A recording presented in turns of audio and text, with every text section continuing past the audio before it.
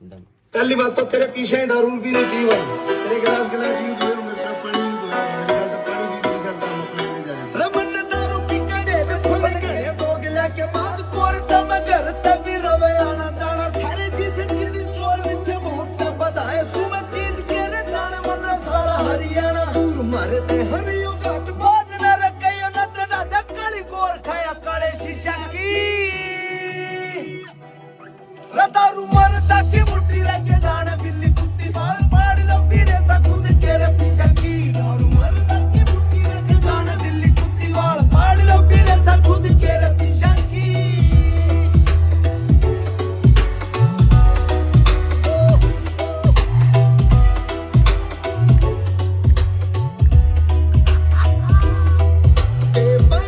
खोप जीना सीखे जिंदगी में नफे कवे बूढ़ ले रे भाग पे गए सरकारी दल्ले और दादा लाई जो सटार वे सटार बंदे के न साले दाग पे गए कदे मारा जब फंसे तो तारी काट देंगे शानी बोटी चुकी कोने जावे बोटी आले ही शर्म